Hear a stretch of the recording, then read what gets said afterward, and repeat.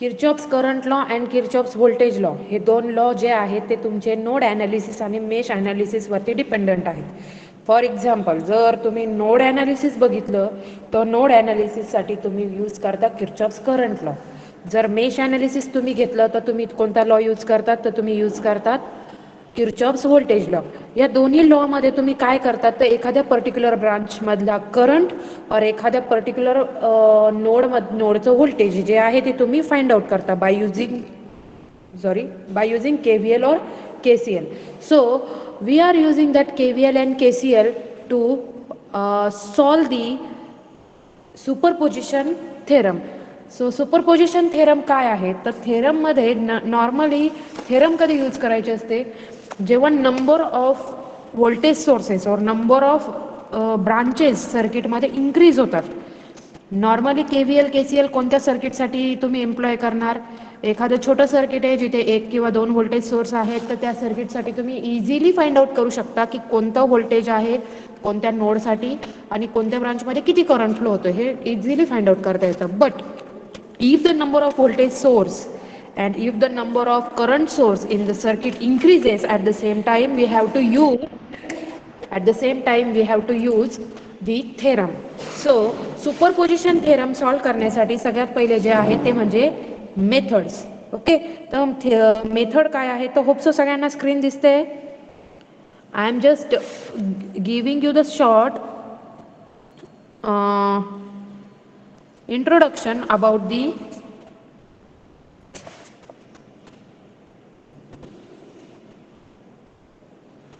how to solve the superposition theorem or steps to solve the superposition theorem.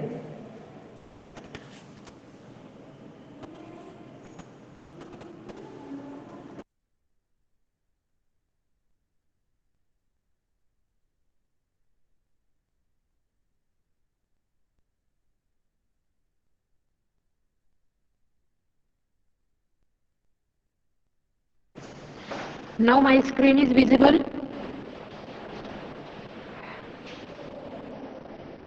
Yes, ma'am. Yes, ma'am. Okay. These are the steps to solve the superposition theorem. सगळ्यात पहिले काय करायचं, select any one energy source that is voltage source or current source at a time. Okay, एका वेळेला एकच source काय करायचा, consider करायचा.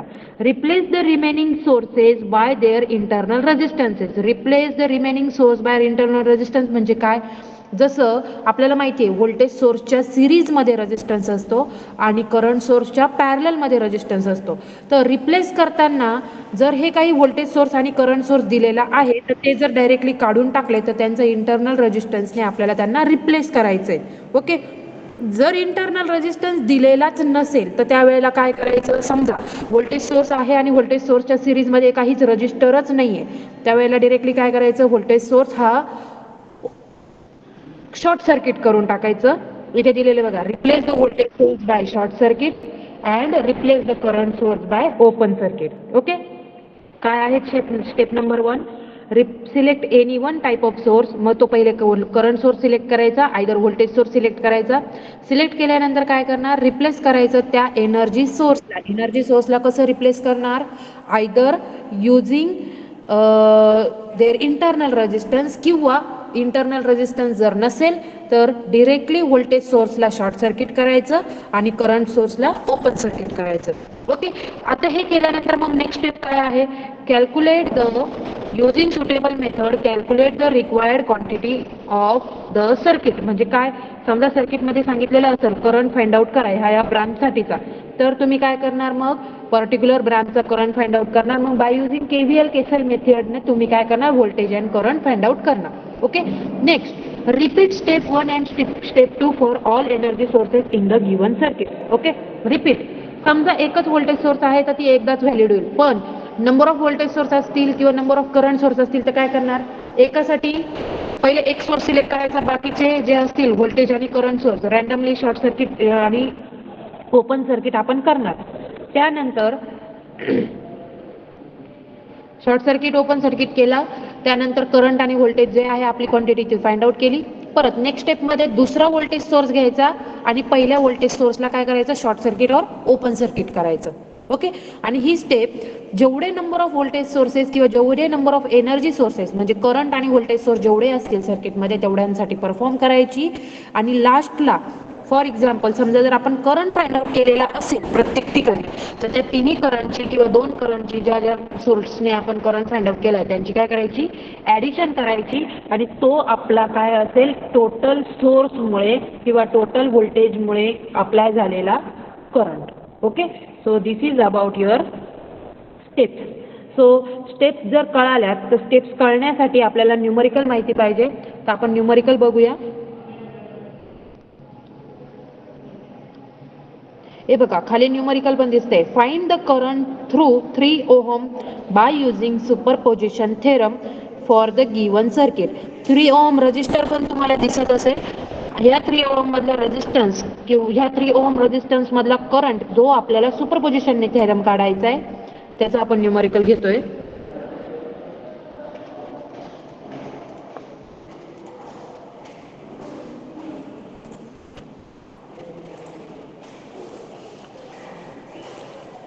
स्क्रीन दिसते सर्वांना?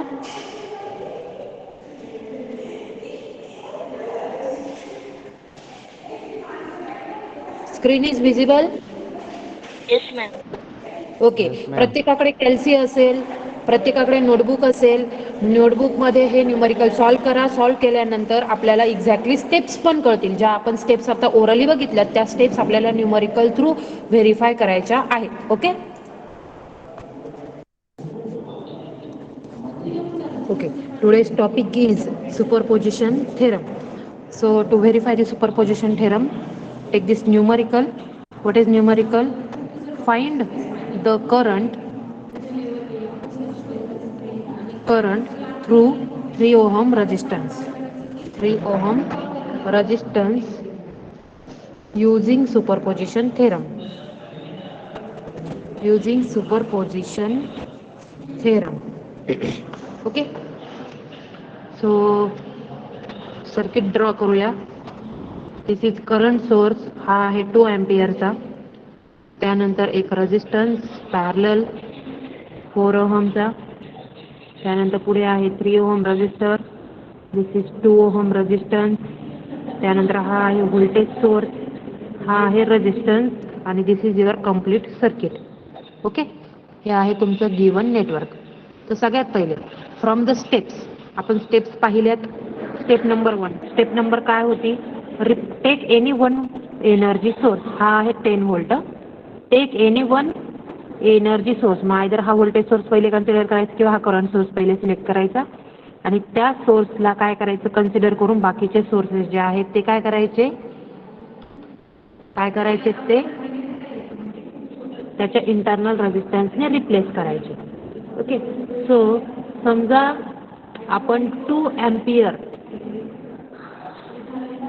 च्या आधी समजा 10 व्होल्टचा जो आहे रेजिस्टन्स तो पहिले कन्सिडर केला. ओके. हा 10 व्होल्टचा रेजिस्टन्स कन्सिडर केला. तर 10 व्होल्टचा रेजिस्टन्स कन्सिडर केल्यानंतर व्होल्टेज सोर्स कन्सिडर केल्यानंतर हा एक सोर्स आहे. तर बाकीचे जे सोर्सेस आहेत त्यांना काय करायला सांगितलेलं होतं? जर करंट सोर्स असेल तर ओपन सर्किट ठेवायचं आणि व्होल्टेज सोर्स असेल तर काय करायचं शॉर्ट सर्किट करायचं. म्हणजे याला ओपन सर्किट केल्यावरती सर्किट कसं होईल? सगळ्यात पहिले consider 10 volt voltage source. 10 volt voltage source केलं. हा इथे ओपन सर्किट येणार. बरोबर आहे. हा ओपन सर्किट झाला. Open circuit. त्यानंतर इथे आहे हा 3 ओहम. हा आहे 2 ohm. This one is your voltage source 2 ohm 3 ohm 4 ohm आणि हा पण 2 ओहम आणि हा झाला 10 व्होल्ट. ओके. आता इकडे काहीच सर्किट नाही म्हणजे हे दोघं कसे झालेत? इकडे सर्किट काहीच नाही. बरोबर आहे ना? आहेत का काही सर्किट? आवाज येतोय ना माझा सगळ्यांना? Yes ma'am. आवाज येतोय? Yes ma'am. Yes ma'am. Yes ma'am. Okay. जर हे सर्किट नाही तर हे दोघं कसे झाले कनेक्ट? 1 आणि 2. समजा इकडनं काही करंट आला तर तो इकडे जाईल का? नाही जाणार. कारण की इकडे ओपन सर्किट आहे. ओपन मध्ये करंट जाणार आहे का? नाही जाणार. तो करंट कुठे जाईल? इकडे. म्हणजे जो करंट इथून जाणार आहे तोच इकडे जाणार आहे. म्हणजे हे दोघं कसे झाले एलिमेंट? कसे Parallel. झालेत? सिरीज का पॅरलल? Parallel. Parallel. कसं काय पॅरलल होईल? कसे काय पॅरलल होतील? हा ओपन सर्किट आहे. हा पॉईंट इथं कन्सिडर करा, हा पॉईंट कन्सिडर केला म्हणजे हा 3 ओहम आहे आणि हा 4 ओहम आहे. इकडे जर करंटच जात नाही तर हे दोघं पॉईंट कसे होतील मग? हा 3 ओहम आणि हा 4 ओहम कसे होतील? सिरीज मध्ये होतील ना ते? Yes. हा Yes, ma'am. ओके. सिरीज मध्ये जर झाले तर यांचं सिरीज कॉम्बिनेशन काय येईल? 3 + 4 = 7 ओहम. बरोबर आहे? ओके. हा 7 ओहम तुमचा इथे टाकला. पुढे हे दोघं काय झाले? रिप्लेस झाले. बरोबर ना? या दोघांना रिप्लेस केलं तुम्ही. पुढे कोण आहे? हा 2 ओहम. तो कसा येईल मग? पॅरलल येईल. पुढे हा कोण आहे? 10 व्होल्ट आहे. हा आहे परत ॲज इट इज. टाका मग 2 ओहम आणि 7 ओहम पॅरलल किती येतं? 7 पॅरलल 2 म्हणजे की 7 × 2 / 7 + 2 किती दिले? 14 / 9. करा किती आला आन्सर काढा. 14 / 9. 1.55. Ma'am, 1.55.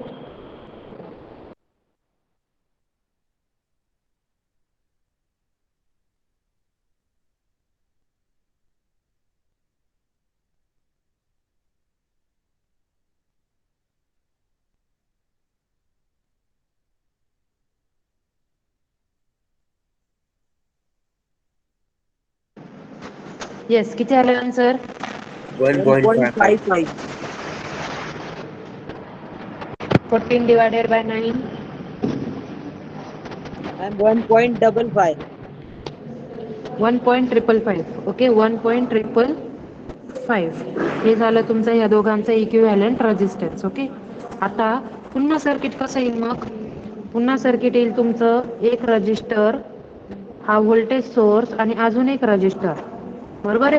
म्हणजे 1.55555 ओहम, 10 व्होल्ट आणि हा किती आहे? हा आहे 2 ओहम. अगेन 2 ओहम आणि 1.555 कशा असतील? सिरीजमध्ये. किती येईल मग ती दोघांचं कॉम्बिनेशन? 1.555 + 2 = 3.555 ओहम. बरोबर आहे? अजून पुढे कोणता व्होल्टेज सोर्स आहे? हा 10 व्होल्ट. मग आपल्याला माहिती आहे I = V/R. आपण या आयला म्हणूया I डॅश. काय म्हटलं? I dash. कॅल्क्युलेट करा. V किती आहे तुमचा? V आहे 10. R तुम्ही इतक्यात कॅल्क्युलेट केला 3.555. तर पहिल्या कॉम्बिनेशनसाठी 10 / 3.555 म्हणजे 2.8129. काय आलं?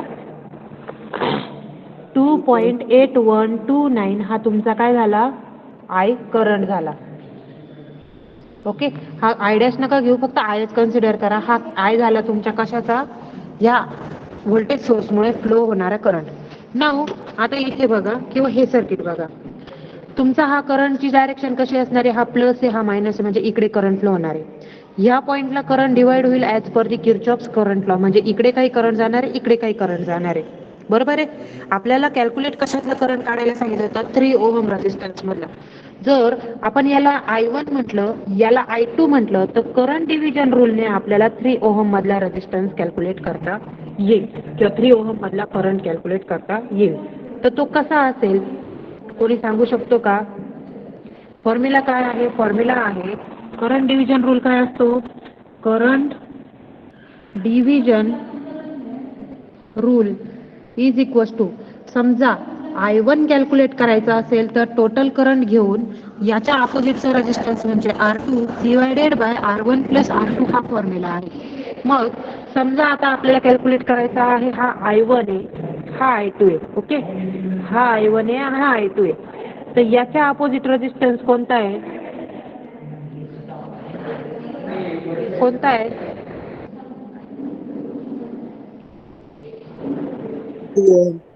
बोला कोणता रेझिस्टन्स आहे याच्या अपोजिट? हाच आहेत ना. 2 ohm. जो करंट या 3 ओहम मधनं जाईल तोच करंट या 4 ओहम मधनं जाणार आहे. बरोबर आहे. जो करंट 3 ओहम मधनं जाणार तोच करंट 4 ओहम मधनं जाईल. त्यामुळे याच्या अपोजिटचा रेजिस्टन्स कोणता आहे? हा 2. म्हणजे समजा घेतला हा total current I is equal to 2.8129 into R2 म्हणजे कोणता? हा अपोजिट वाला जो की 2 ओहम आहे. 2 ohm divided by R1 plus R2 म्हणजे याच्यातला रेजिस्टन्स आणि या ब्रांच मधला रेजिस्टन्स. याच्यातला रेजिस्टन्स माहिती आहे 2. इकडे 2 आहे, हा 3 पण आहे आणि हा 4 पण आहे म्हणजे खाली काय येईल? 2 + 3 + 4. बरोबर आहे.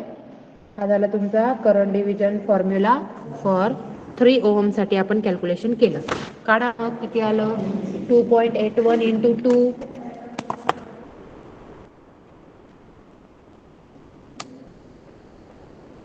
Ma'am 5.62.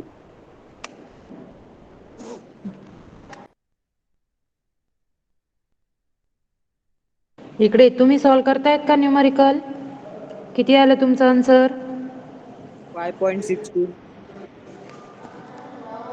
आलत का नक्की? का जे आहेत हो मी मॅम बोललेली आलं. तेच तुमचं? हो मॅम आलं. ओके. 5.6278 डिवायडेड बाय किती हे डिनोमिनेटरला? 9. ओके. आन्सर मिळालं तुम्हाला 0.6250.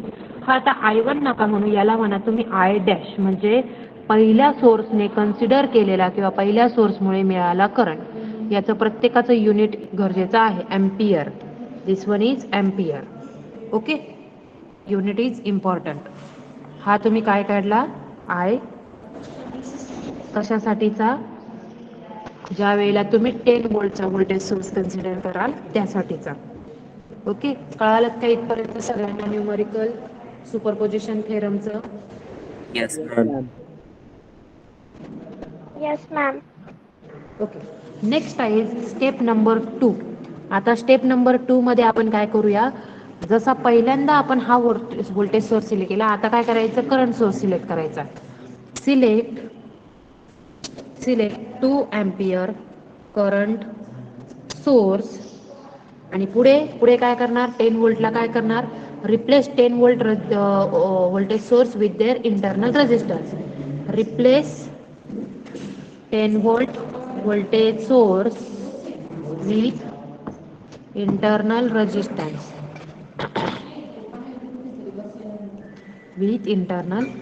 मग काय येईल इथे? हा येईल तुमचा as it is current source. पुढे आहे हा 3 ओहम रेजिस्टन्स. इथे आहे तुमचा 4 ओहम रेजिस्टन्स. इथे आहे हा 2 ओहम रेजिस्टन्स. हा जो आहे हा शॉर्ट सर्किट होईल आणि इथे तुमचा काय येणार आहे? 2 ओहम रेजिस्टन्स. बरोबर का? हा जर व्होल्टेज सोर्स रिप्लेस कसा होतो? शॉर्ट सर्किटने. डन. इथपर्यंत झालं. 2 ओहम कसे कनेक्टेड आहे? Series parallel. Parallel. कसे 2 ओहम आणि 2 ओहम? Parallel. Parallel. बरं. या पॅरललचा एक रेजिस्टन्स येईल. तो रेजिस्टन्स कोणाच्या? सिरीज मध्ये जाईल 3 ओहमच्या. बरोबर का? तो जाईल सिरीज मध्ये या 3 ओहमच्या. परत तो 3 ओहम परत पॅरलल कोणासोबत येईल? 4 ओहम सोबत. करून बघूया आपण. 2 पॅरलल 2 म्हणजे 2 इंटू 2 डिवायडेड बाय 2 + 2 किती आलं? 4 divided by 4 is equal to 1 ohm. Okay. हा भेटला तुम्हाला 1 ओहम. म्हणजे हे कॉम्बिनेशन तुमचं किती आलं? बरोबर का? 1 ओहम येईल का नाही येणार? Yes ma'am. Yes, ma'am. Okay. So again this current source, त्याच्या पॅरलली एक रेजिस्टन्स आहे. इथे हा तुमचा अजून एक रेजिस्टन्स आणि हा आपण कॅल्क्युलेट केला 1 ओहम रेजिस्टन्स. ओके. इथे आहे हा 3 ओहम, हा आहे 4 ओहम. हा किती एम्पियरचा आहे? 2 एम्पियरचा. नाऊ 1 and 3 कसे आहेत? सिरीज मध्ये आहेत का? Okay. That is 3 + 1 is equal to 4 ohm. परत सर्किट कसं येईल? परत एक 4 ओहम रेजिस्टन्स आणि याच्या परत हा इथे येईल हा पॅरलल म्हणजे हा झाला 4 ओहम. हा पण 4 ओहम. बरोबर आहे? डन. 9 ओहम आणि 4 ओहम कसे आहेत? 4 ओहम आणि 4 Parallel. ओहम कसे आहेत? पॅरलल. Parallel. मग पॅरलल मध्ये आपल्याला माहिती आहे 4 पॅरलल 4 म्हणजे 4 इंटू 4 डिवायडेड बाय 4 प्लस 4 किती आलं? 16 डिवायडेड बाय 8 किती येतं? 2 ओहम. ओके, म्हणजे हा झाला तुमचा करंट सोर्स आणि हा झाला 2 एम्पियर सॉरी 2 ओहम आणि हा झाला इथे 2 एम्पियर. ओके, आपल्याला ऍक्च्युली याची इतकं मॉडिफिकेशन करण्याची गरज नाहीये, पण आपल्याला कॅल्क्युलेट काय करायचं होतं, या 3 ओहम मधनं किती करंट फ्लो होणार आहे.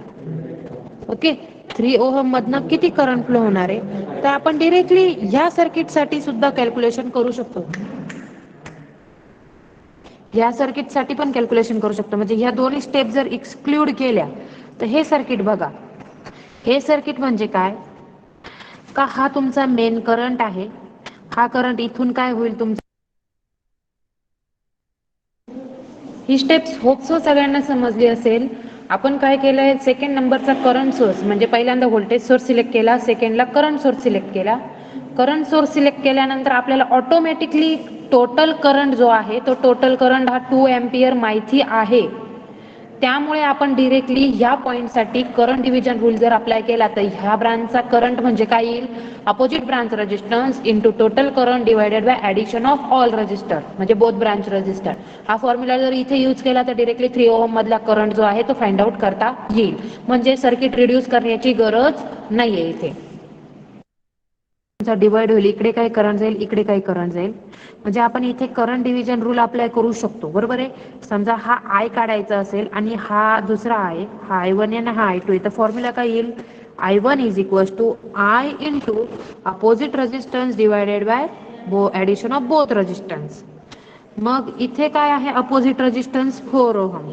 ओके, 4 इंटू टोटल करंट किती आहे 2 एम्पियर डिवायडेड बाय बोथ रेजिस्टन्सचे ऍडिशन म्हणजे ह्या ब्रांच मधले पण रेजिस्टन्स आणि ह्या ब्रांच मधले पण रेजिस्टन्स म्हणजे 3 प्लस 1 प्लस 4 म्हणजे 1 प्लस 3 प्लस 4 करा. मग किती आलं, 8 डिवायडेड बाय किती येतं, 8 इज इक्वल टू 1 एम्पियर. बरोबर आहे. हा भेटला तुम्हाला काय, I dash, I double dash is equal to 1 ampere. I double dash भेटला तुम्हाला, काय मिळालं, आय डबल डॅश 1 एम्पियर. का, बोला बोला, कळत नसेल तर विचारू शकता. येस, कोणी बोलत होतं का? मॅम ते परत सांगा ना 1 एम्पियर कसं. एक मिनिट, हे बघा, आपल्याला ऍक्च्युली दोन्ही स्टेप्स मध्ये काय कॅल्क्युलेट करायचंय, ह्या 3 ओहम मध्ये ह्या सोर्स मुळे किती करंट आला आणि ह्या सोर्स मुळे किती करंट आला. तर ह्या सोर्स मुळे काढण्यासाठी आपण पहिले काय केलं, पूर्ण सर्किट रिड्यूस केलं, मग त्यानंतर मेन करंट काढला आणि करंट काढल्यानंतर करंट डिव्हिजन रूल अप्लाय केला. तसं ह्या सर्किट मध्ये ऑलरेडी तुम्हाला करंट दिलेला आहे, तुम्हाला व्होल्टेज सोर्स नाही, ऑलरेडी करंट दिलेला आहे आणि आपल्याला जर गिव्हन 2 ब्रांच मिळता आहेत तर आपण current division rule directly apply करू शकतो. म्हणजे काय, जर याच्यातलं करंट काढायचंय तर याच्या अपोजिट ब्रांचचा रेजिस्टन्स आणि main current divided by addition of दोन्ही रेजिस्टन्स.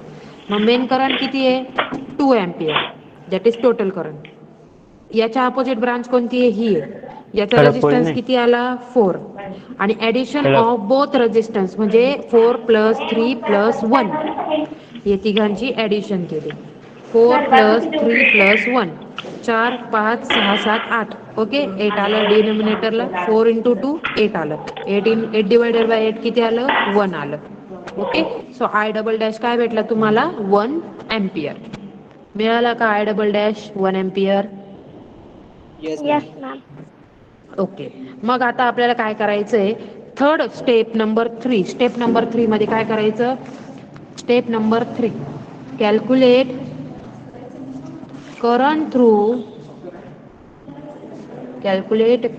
Through 3 ohm resistance. काय आहेत calculate current through 3 ohm resistor. आपण त्याला कन्सिडर करूया I3 असं म्हणूया वाटल्यास तर I3 is equal to I dash plus I double dash. I double dash 1 काढलं इतक्यात आपण आणि I डॅश काय आहे 0.6250 0.6250 बर 0.6250 ची डायरेक्शन कशी आहे बरं हा असा आहे बरोबर आहे म्हणजे इकडे जातोय करंट बरोबर का पुढे जाणार आहे अँटी क्लॉकवाईज हा कसा असणार आहे अँटी क्लॉकवाईज तसं याच्यामुळे फ्लो होणारा करंट कसा असणार आहे क्लॉकवाईज असणार आहे म्हणजे हा करंट आहे तुमचा अँटी पाय क्लॉकवाईज घेऊन आला आणि पाय. हा करंट आहे क्लॉकवाईज ओके मग दोघांची काय करायची ऍडिशन करायची का सबस्ट्रॅक्शन करायचं सांगा काय करणार ऍडिशन करणार का सबस्ट्रॅक्शन करणार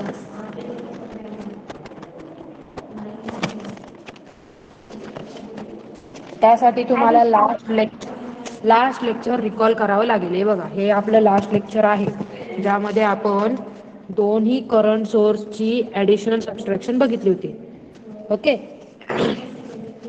समजा एक अपोजिट डायरेक्शनला आहे दुसरा अपोजिट डायरेक्शनला आहे तर काय करायचं कोणत्या तरी एकाला रेफरन्स घ्यायचा जो मोठा आहे तो कोण मोठा आहे हा मोठा आहे मग त्याच्यानुसार घ्यायचं आणि दोघांची काय करायची सबस्ट्रॅक्शन करायची बरोबर आहे तसंच आपण इथे काय करूया आपण कन्सिडर करूया 1 हा डायरेक्टली मायनस नाही घेता येणार आपल्या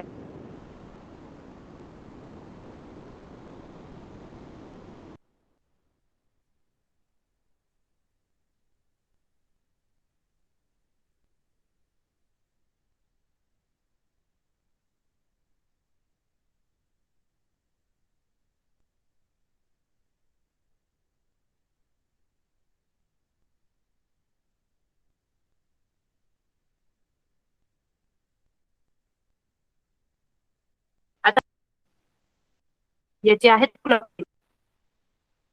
ओके अगेन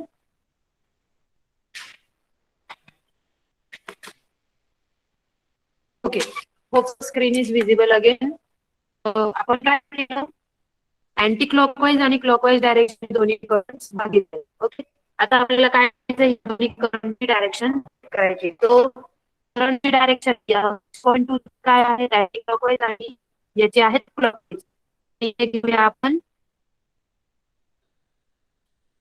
मायनस साइन आणि करा मग सॉरी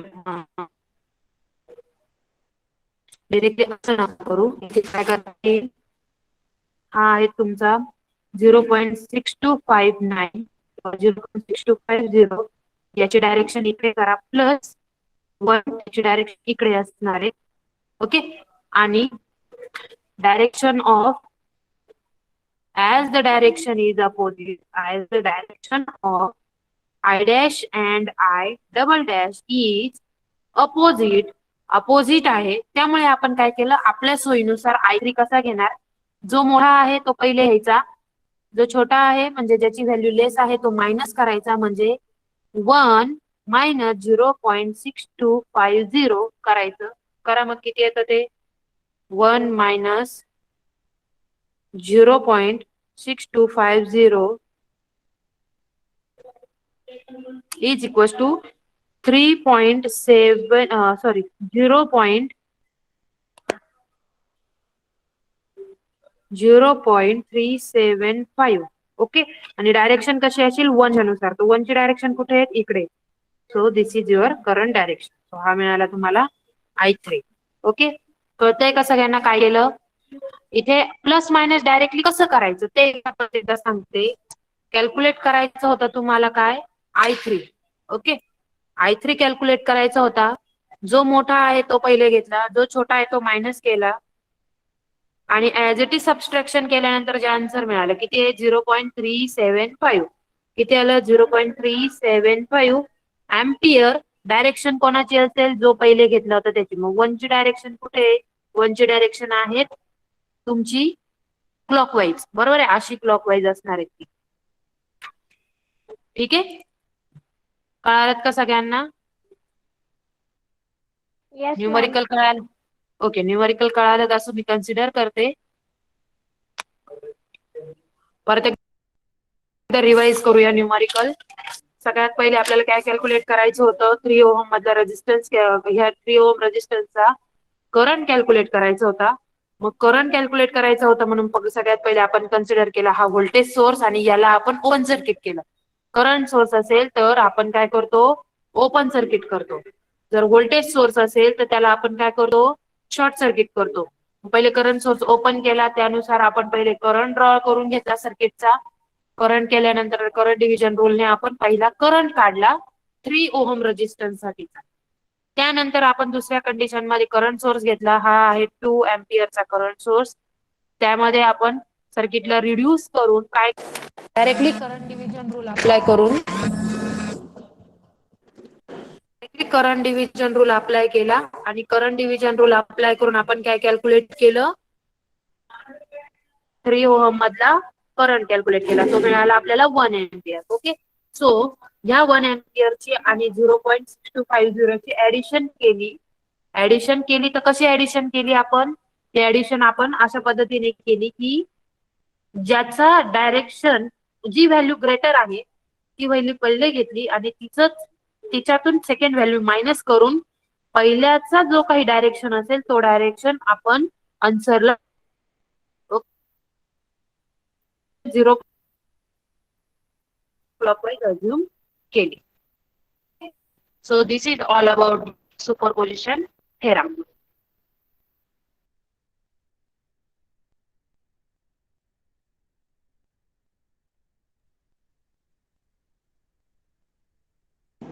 होप्सो सगळ्यांना न्यूमरिकल कळालं असेल. कोणाला काही डाऊट आला असेल तर विचारू शकता न्यूमरिकल मध्ये.